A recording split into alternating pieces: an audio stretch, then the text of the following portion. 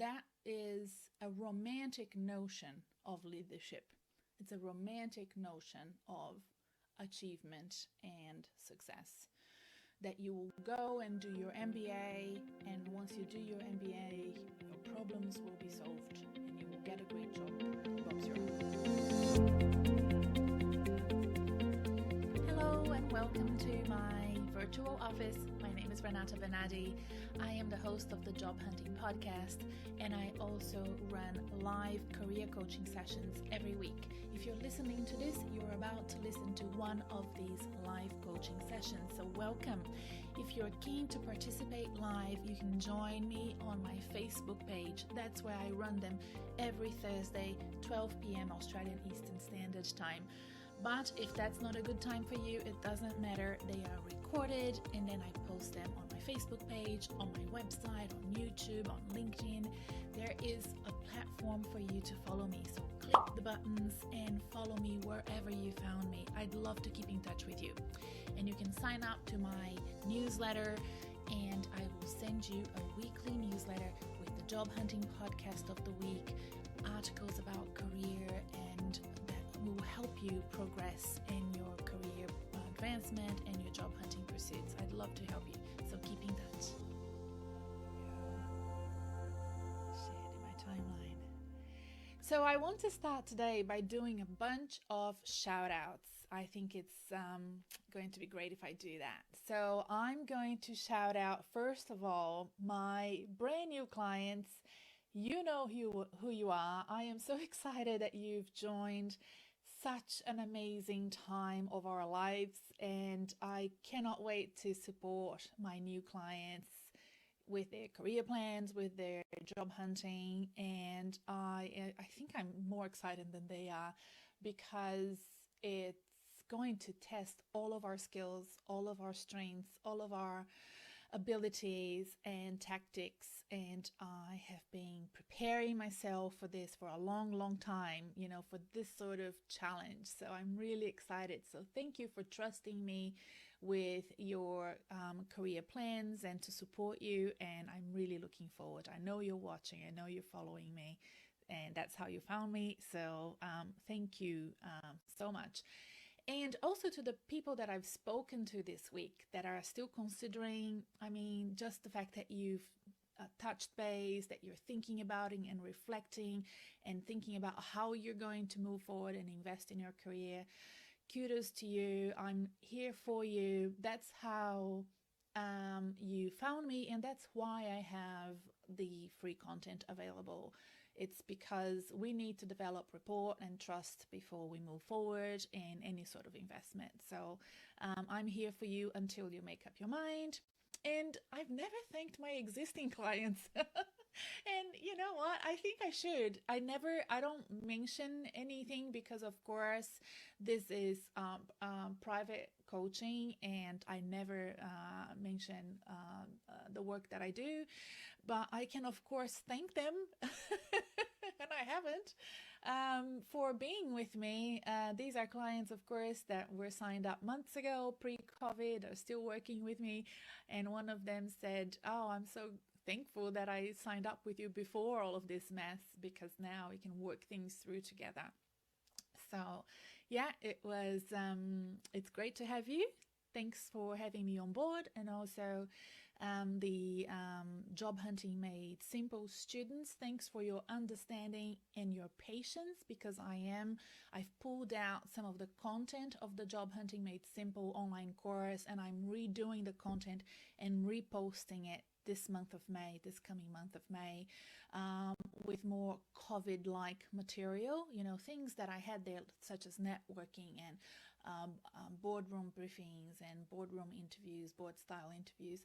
I'm revamping that and putting that kind of to the side, and revamping the video interviews and the Zoom interviews in that environment, and putting a lot of emphasis on the social leadership, the LinkedIn profiling, and the resume, and making sure that that's really what you focus on.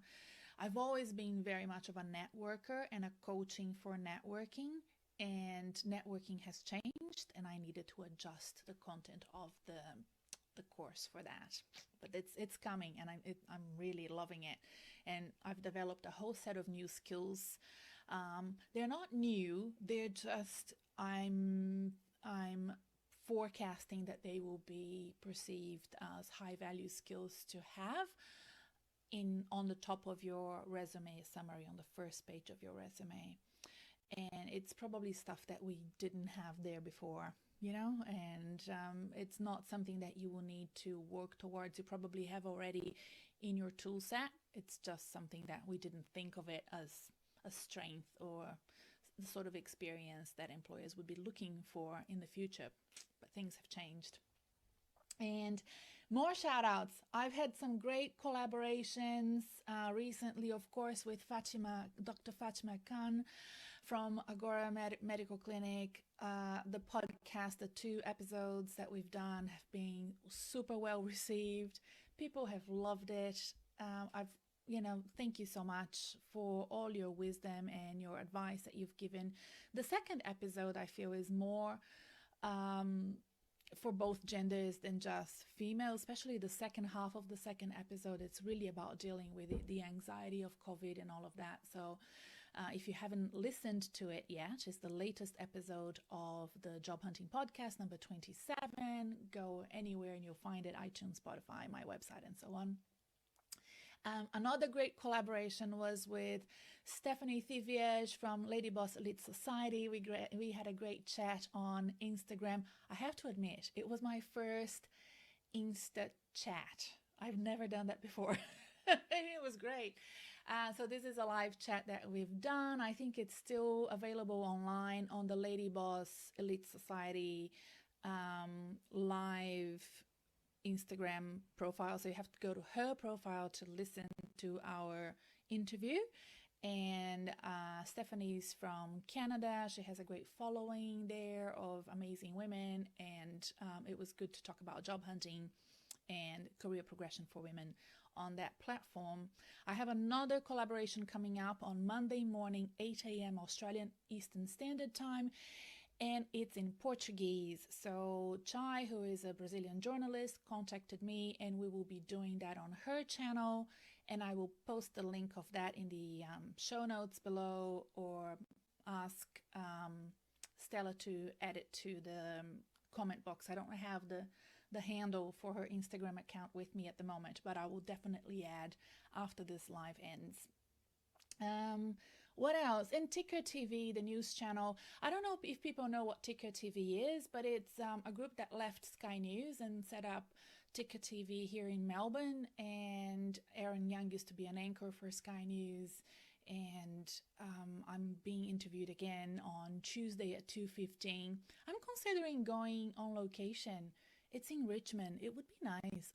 I've been noticing that some people have gone on location. I think it's okay. I need to check the quarantine rules, if that's an essential thing, and if I can go. I should give them a call. I'll give them a call and see if I can go there, because I really like to see. It's like a new TV, and they have like a new sort of environment, and I'd love to go and check it out. So I might just go there instead of being interviewed via Zoom, which is, I'm a bit zoomed out. I think everybody is. So thanks for Ticker TV for the opportunities. So that's really great.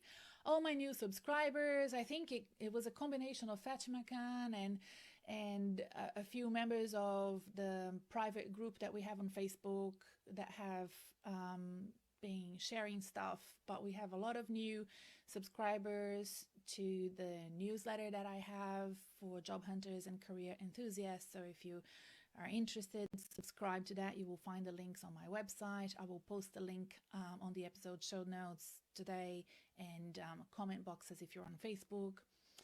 And to the new members of the private group, we've been posting a lot, and there's a lot of content there. Anytime I find good content for job hunters, be it, an exclusive kind of interesting job opportunity or news or new platforms. So there has been some new platforms developed to help the amazing number of job hunters we have around the world that has been designed for specific states in Australia, or there's a new one in the US that I've posted yesterday.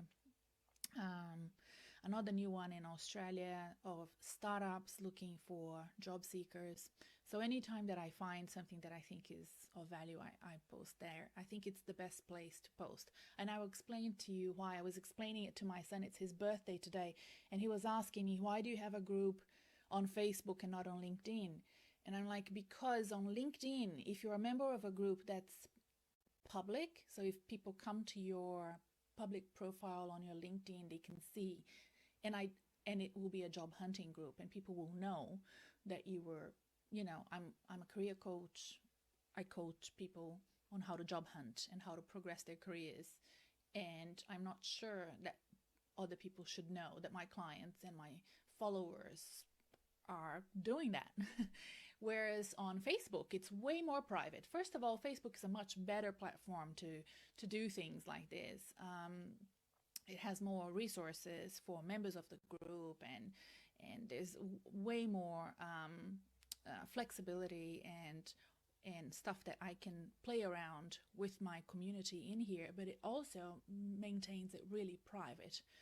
So if you're watching this video on my website or on YouTube, this is how we film it. We film it live on Facebook every week, and then I post it on my website and on YouTube, and I share it.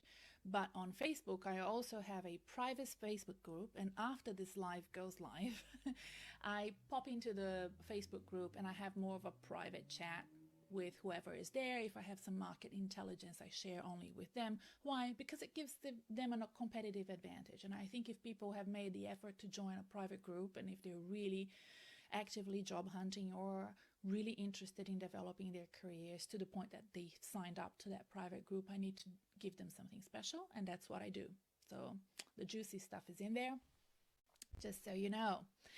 Okay, so today we're going to talk about education, because all of a sudden, of course, there is a whole bunch of stuff that we can do and study and learn from all of a sudden popping up everywhere. And I'm sure you've seen it.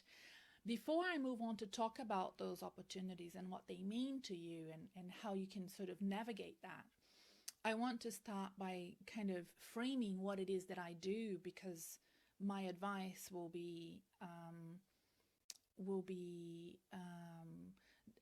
done under that framework, right? I will give that advice under that framework, because my coaching is focused on professionals that are working in the corporate, public, and the nonprofit sectors. So these are professionals that can navigate those sectors. They can, move jobs within those three sectors. For example, you could be an HR partner, you could be a finance controller, you could be an IT professional, you could be a change manager, project manager, a general manager, COO, a CFO, a CEO, and you can navigate those three sectors. You could work for a bank, you could work for an energy company, you could work for a government department, a city council, and that's very common for professionals to navigate those sectors. They might have a preference for a specific industry or sector and prefer to work for one sector or another. But sometimes sectors struggle, they disappear. During the COVID era now, we're watching hospitality disappear, we're watching entertainment disappear, we're watching airlines and cruise lines disappear. And in addition to all the amazing pilots and stewardess and all of those people that I normally wouldn't serve, you also have HR managers, finance managers, general managers that need to find another sector to work for. That's my cup of tea. Those are the sort of professionals that I'm usually servicing. I also focus on clients and fellowship in the community of people that have 7+ years of work experience. So people that have developed some experience already in the corporate sector or whatever sector. But usually they would be between 30 plus to 50 plus. So my clients are from in their 30s all the way to mid 50s. I have clients currently in that very wide age bracket. And both in private coaching and in the Job Hunting Made Simple online course. And it's really about your appetite for your investment and how much you think you can spend. And yeah, so that's basically what differentiates somebody that invests in private tailored one-on-one coaching, or people that decide, no, I'll just have the online course and I will do the self-study myself. So what happens to when I get a very senior client, let's say a client that is 300K plus client, I would probably get I would act as a trusted advisor and a broker to that client, and I would put together a team.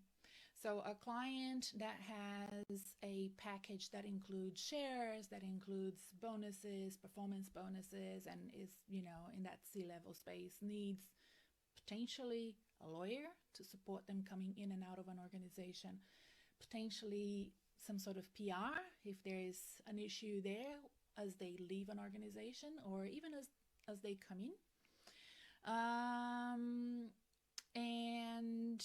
Or it could be that the type of coaching requires not just the job hunting and the career planning and progression, which is my expertise, but an additional leadership coaching that I need to get a colleague to support me with. And I have a range of colleagues that, I have my favorites, but I have a range of people that I can very quickly get on a call and support me with that kind of clientele. So that's usually how I work. So what happens to that type of client, and I've been working with that group for a long time, let me tell you, is that whenever there is a crisis in their career, generally, and I'm talking generally, and everything is average, right? Because I don't know any of you individually or your particular case. They tend to fall back into education as a crutch. Okay, just lost my job, I need to do a master's degree. Just lost my job, might as well do that advanced SAP training. Just lost my job, I need to do a black belt on something. So education becomes like the pill that will solve whatever career situation that they have found themselves in. And education has been then sold to us all from an early age as how you achieve in your life, how you become a leader. But that pill is not leadership. That is a romantic notion of leadership. It's a romantic notion of achievement and success. That you will go and do your MBA, and once you do your MBA, your problems will be solved and you will get a great job and Bob's your uncle. I have seen so many people invest years of their lives and $100,000 to $200,000 and not get to where they thought that they belonged. And we will talk about that and unpack that a little bit more. And you probably have examples of that. So we will look into that a little bit more. So I want to take a step back and reflect and think, am I falling into this educational path to buy myself some time because I feel lost? Am I getting into this educational path because I'm postponing the inevitable, which is a very uncomfortable situation of having to sell myself to the job market? I hate doing that. So many people hate doing that, and it is an awkward situation to be in. My first 2-3 podcasts of the Job Hunting podcast are exactly about that. So I urge you to go back and look into that So that's really how I started the job hunting podcast. So look at those first episodes. They're still, I mean, my microphone wasn't the best, and of course it was, my first episode, so they're not perfect. But gosh, the content is still trending super well, so people still love downloading them. So go back and listen to that. And the other thought that I want you to consider is it is an expensive and time-consuming way to figure things out for you. So before you go down that path, think this thing through, and I will get to that point of how you should do that. So last night I was watching telly, and I read or I watched, I can't remember which one it was, but this young woman who was getting money out of her superannuation. In Australia, you're allowed to do that now. You can take up to $20,000 to invest in education. And I felt so worried for her because she is relatively young, and I worry that she is going to spend a lot of money in her education, and I wonder if that's going to pay off. I also wonder if she knows that there are so many free opportunities available in Australia, because she's based in Australia at the moment, and they are certifications that you can do that are free of charge, that you can do at TAFE level and even at university level. So it would be great if she could, contact a coach or an advisor to support her in making those choices and making those important career plans before stepping into and buying that time and postponing the inevitable, which is, finding a job and so on. Again, I'm using this as an example. I don't know the personal situation there. The other thing is that formal education is not always the best way of learning a specific skill, and definitely not the only way. So as you look at your skill set and your strengths and your work experience thus far, and analyze what sort of experience the job market will be seeking for your sector, your expertise, or the sector you want to move into. Is formal education the best place to go? Or can you learn that some other way? So that's what we're going to continue to unpack now. I wanted to include in this discussion this wonderful Netflix documentary that everybody is watching, called The Last Dance. But if you're not watching it, don't feel bad. I will make sure you understand what I'm talking about anyway. But The Last Dance is about a basketball team, the Chicago Bulls, in the 80s and 90s, when Michael Jordan was a superstar, and we have other players as well, like Scott Pippen.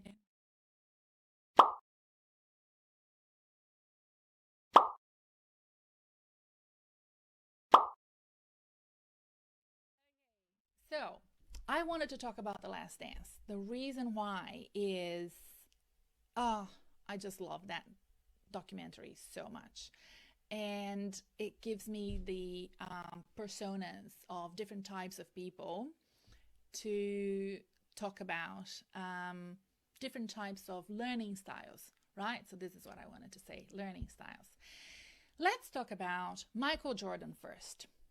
Great, wonderful player, but needed to learn how to become a team player, right? So if you've been following the 4 episodes, or I think 4 or 6 episodes so far, he was a great player, but like a solo player, and slowly through working with a different coach learned how to become a team player. Michael is very coachable, understands that partnership with a coach, and if anything, he's probably there's an over-reliance of him on coaching. And I would say that carries on to education as well.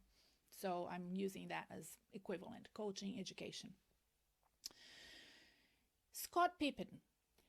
Great, great player, very resilient, come from a, difficult background, became really resilient, and from that resiliency from an early childhood became quite self-sufficient, and by becoming self-sufficient also didn't ask for help to get things done because he had to learn how to do things on his own.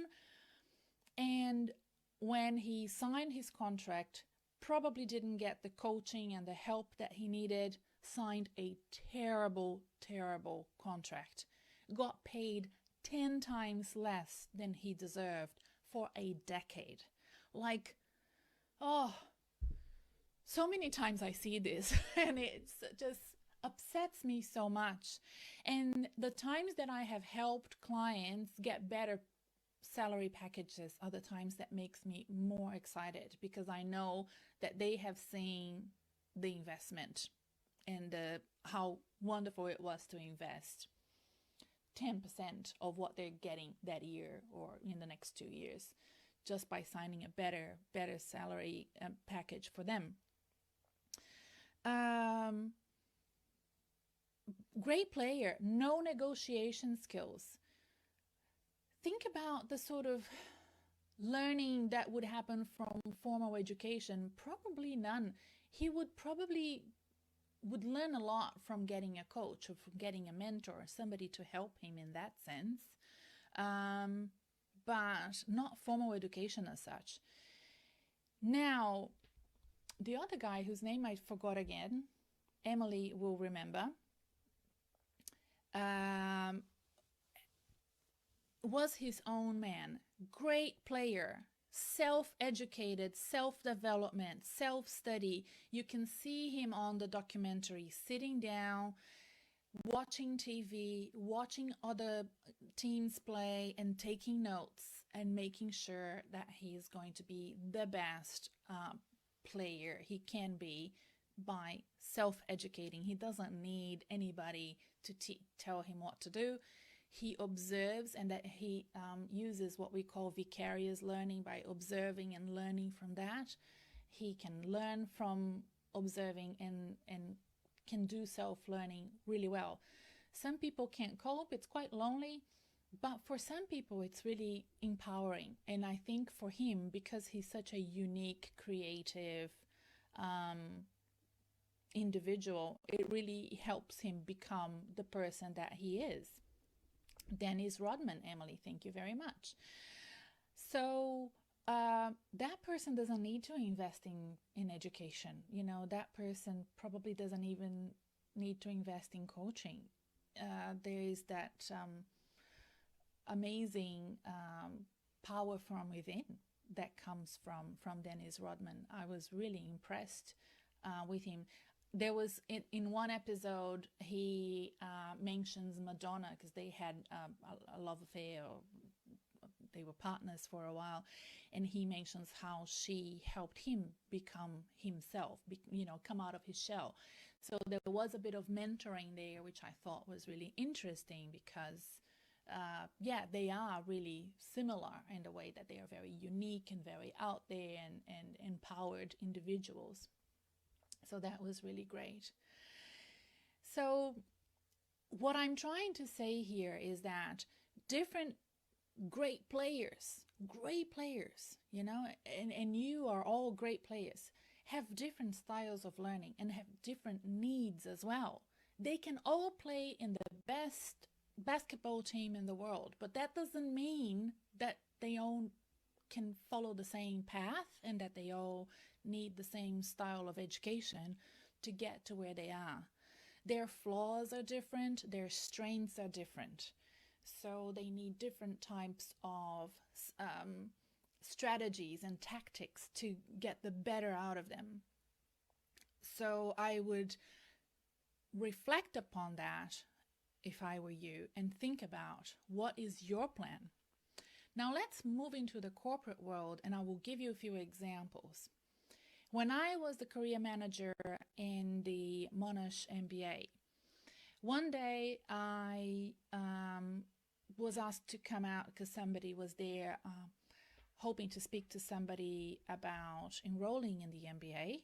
And it was a lovely young man in his early 30s who had a great smile, great attitude, had a great undergraduate degree and some work experience. But he was, in my view, willing to enroll in an MBA for all the wrong reasons. He said, I can't get a job anywhere. I go to interviews because I have a great resume and nobody hires me.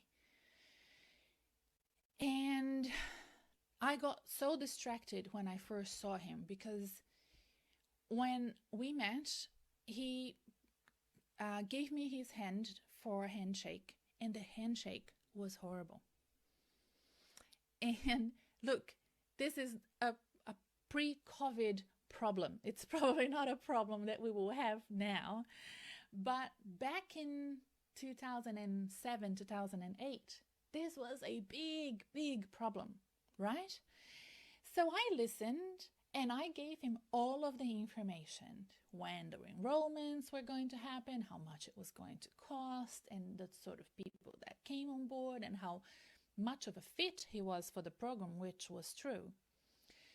But I could not help myself, and I had to tell him, and I said, look, and you will be a great MBA student, but I need to tell you something that I think can make a difference. And because you have a few months, I want you to test this. And if it doesn't work, you come back and you enroll and do your MBA. But let's practice a different handshake. So we did. And it was awkward and embarrassing for him. But look, he's not my friend. I'm not his friend. He doesn't have to see me ever again.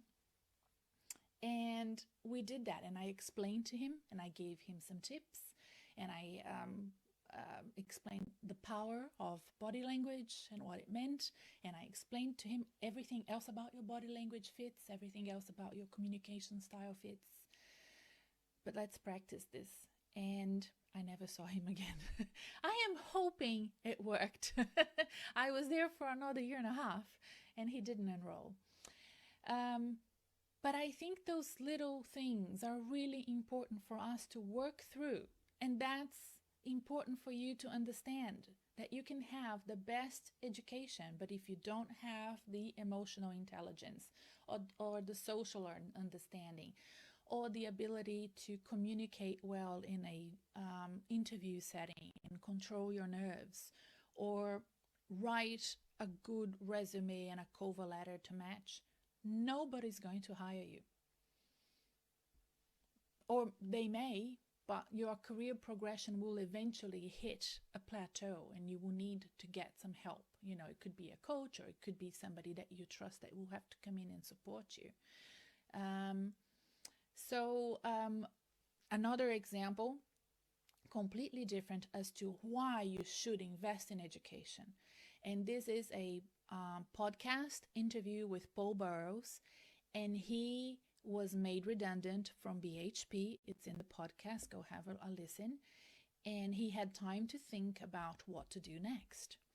And Paul always loved finance, and that was a strength for him. And he decided that he wanted to do that for a living, as a profession. Now, you cannot be a financial planner, a financial analyst, a financial advisor if you don't have the certifications, the formal education. It's not allowed, right? You have to do that. So he had a goal, he had the strengths to match, and he had a purpose. He went along and developed a plan of action. He could not achieve that goal if he didn't have that certification to allow him to get the job that he wanted to get. So he had to do that education. That it was a piece of the puzzle that was missing for him to achieve his career ambition. And the good thing about that is his ambition matched his strength. And I think that that's also very good. Somebody that has a good understanding of self, a good understanding of what they're good at and they're not so good at. And instead of trying to bring up their weaknesses to match, to say, I'm not so good at writing. I might as well do a writing course while I don't have a job. No, no, no. He went and said, okay, I'm good at this. I can see that I'm very good at managing my finance. I love giving people advice. I might as well study this and do this for a living. So he changed his career 180 completely. That's not what he did at all at BHP. But he ended up being just as successful in his second career, which I think was great. So that was a really important education piece of the puzzle that was missing for him. One third example that I want to give before we go into the planning phase is the excessive professional development that can happen when you are in this career crossroad and in between jobs. So for example, if you are in between jobs and you're an SAP user and you decide, I might as well, since I'm here, do an additional SAP course, or you are following the belts and you decide you want to be the black belt, you're a brown belt, those sort of things to do with project management. I don't even know anymore. You have to consider the return on your investment for that. Will that extra bit of study that can take 6 months and will cost you $10,000, I'm just, making a assumption here, would that get you the job that you want? And sometimes people don't put those things in writing and they don't analyze that. And I want you to do that every time. Look at position descriptions of the jobs that you want and see if that additional piece of information in your resume will get you the job that you want. And I have a feeling many times it won't. You know what they say about the 20%, 80%, where you put your effort. And I think that it would be one of those cases where you're just putting a lot of effort for, reduced returns. And you have to be very careful with the return on your investment, especially at a time when you are unemployed. I often tell people that the best time to do professional development is when you are employed. Every time I've done expensive professional development was when I was employed. And that is a great time to do it. You can either pay it yourself because you have the funding, but most importantly, you can negotiate with your employer and see if they can help you pay for it. And that's the best way, really, to do that AICD course, which is the director's course here in Australia, which is really expensive and, in my view, also something that definitely you should consider postponing, and several other programs that are great for leadership development, management of teams, management of projects, and so on, but not so much to get you your next job, right? So what it is that works for you to get your next job? First of all, it works to have a great career plan. It works to have an end goal. Where is it that you want to go?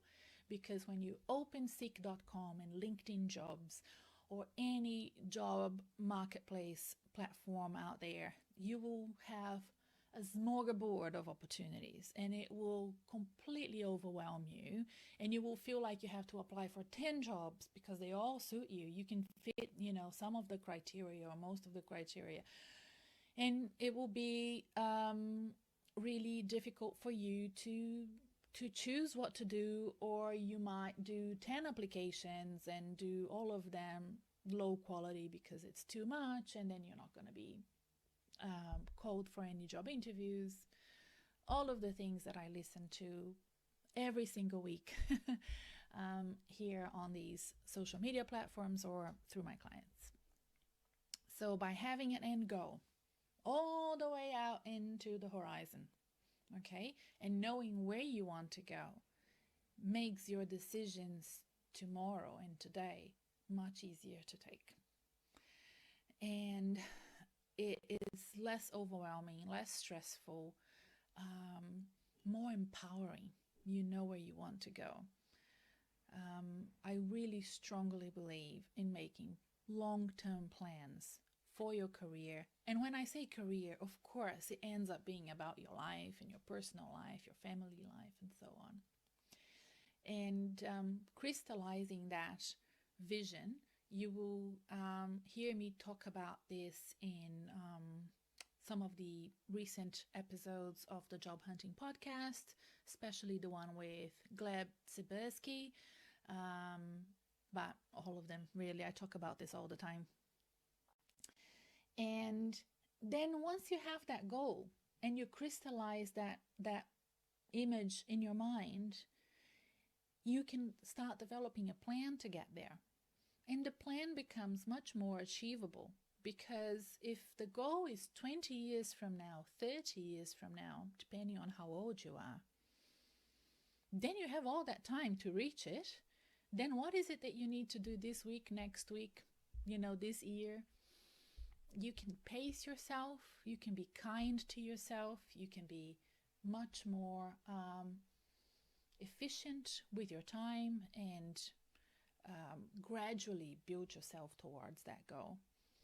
Set yourself smaller stepping stones along the way, but definitely it will be much easier for you to understand what you need to do on a day-by-day basis, and not trying to achieve too much tomorrow or too much next month.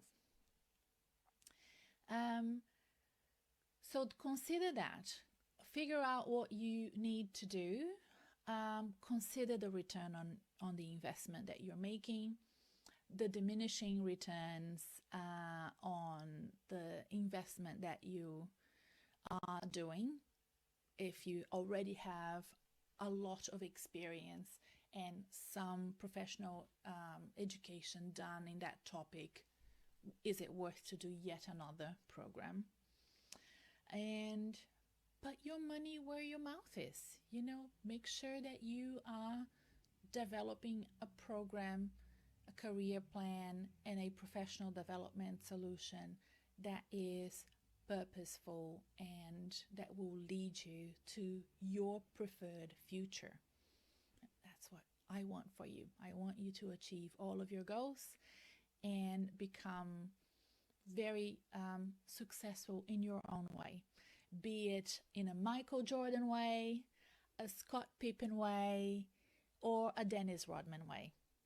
So I hope you enjoyed this session, and I'm sorry that the volume was a bit yicky at the beginning. I hope it didn't stop you from listening all the shout outs to the wonderful people that I spoke about before.